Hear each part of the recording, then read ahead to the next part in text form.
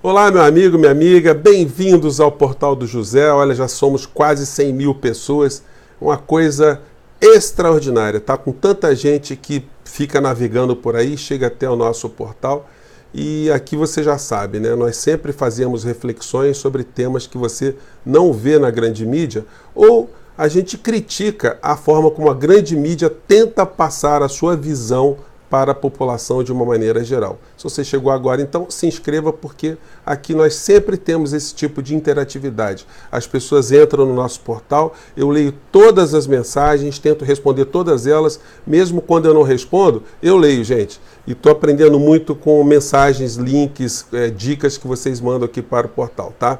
Então vamos embora. Eu estou trabalhando já há algum tempo num livro que faz análise das constituições da América Latina. É um projeto que eu já estou tocando há alguns anos. E quando a gente analisa as constituições, a gente percebe que todas elas se espelham no modelo chamado democracia. Alguns com peculiaridades muito específicas, outras nem tanto, mas, enfim, cada um se baseia num sistema chamado democracia. Noam Chomsky criou uma expressão moderna para identificar a democracia norte-americana, que ele dá o nome de corporatocracia. Quer dizer, a democracia de frente, mas comandada pelas grandes corporações, que fazem as leis e desregulamentam sistemas nos Estados Unidos e acabam influenciando países periféricos. Nos países periféricos, Chomsky provavelmente deveria criar um novo tipo de expressão, que eu sugeriria ter o nome de canalhocracia.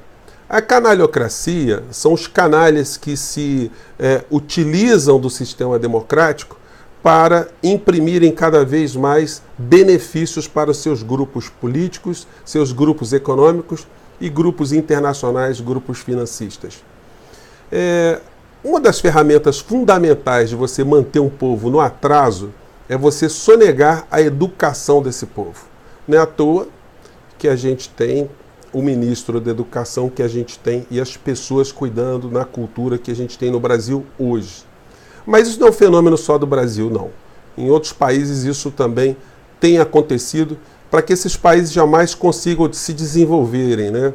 Eles não consigam ciência, tecnologia, ter inventividade, ter inventores, cientistas, registros de patentes, criação de pequenas empresas, de inovações, de indústrias. Então, esses países ficam atrofiados. É só você voltar alguns séculos atrás e você pensar, eu te convido a você refletir, como era a mentalidade de um escravocrata, de um senhor de engenho. Será que ele gostaria que os seus escravos fossem educados, alfabetizados? Será que isso seria uma coisa positiva para ele? Ou será que essas pessoas instruídas e conhecedoras de todo o processo que faziam que elas ficassem naquela situação, será que elas não iriam se rebelar? Será que elas não iam lutar para mudar esse modelo? É mais ou menos o que acontece nos dias de hoje. Nós temos uma população gigantesca de escravos no Brasil, mas escravos que não sabem que são escravos. Eles estão nos seus guetos, estão nas suas comunidades, nos seus casebres, debaixo dos viadutos, dentro das penitenciárias, em hospitais, em orfanatos, enfim, estão espalhados por todos os lugares, vendendo quinquilharias nos sinais, nas portas de lojas, enfim, correndo da polícia. Esses escravos modernos não têm essa consciência e não terão se não tiverem a informação e o conhecimento. E aí a gente chega numa das ferramentas da canalhocracia. Hoje, porque eu estou dedicando esse programa a mais uma provocação, né, gente? Eu fico lendo o pensamento da elite brasileira e quem são os canalhocratas, aí não posso deixar de comentar. O jornal O Globo desse final de semana está fazendo aqui uma crítica que o Brasil, a chave do crescimento sustentável do Brasil é investimento na indústria. A indústria brasileira está perdendo muita competitividade.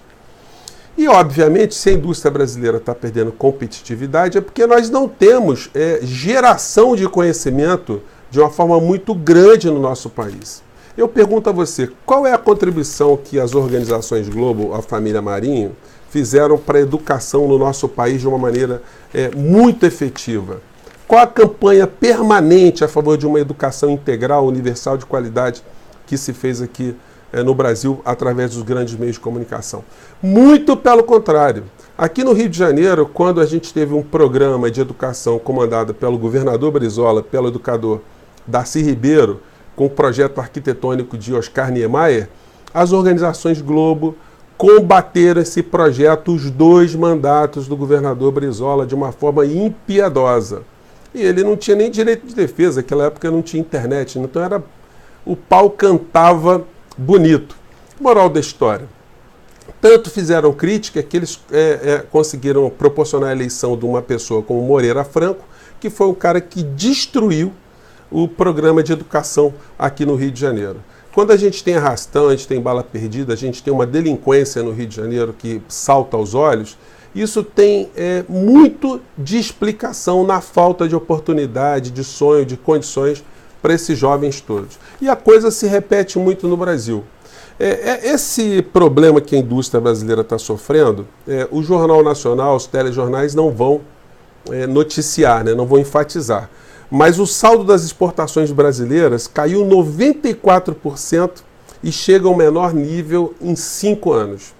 A indústria brasileira está definhando, a nossa educação ela vai definhando e a gente vai ficando cada vez mais uma nação periférica sem nenhum tipo de ameaça ou sem nenhum tipo de condição de competitividade com relação às outras nações mais poderosas e equipadas, né? Os norte-americanos, eles têm um pensamento muito simplório, desde a doutrina Monroe, lá atrás, quando eles começaram a colocar que a América deveria ser para os americanos, né? Eles têm a ideia que, para se ter poder, você tem que manter o poder. Você tem que estruturar ações para manter o poder. E, em segundo lugar, você tem que neutralizar a ameaça a seu poder. Então, você tem 2 frentes. Você mantém o poder e você neutraliza quem pudesse te ameaçar. E quando você tem nas nações periféricas lacaios, calhordas, vendidos, pessoas que têm interesses econômicos e que se enriquecem com esse tipo de situação, como se enriqueciam os senhores de engenho na época da escravidão, aí a coisa fica muito mais complicada, gente.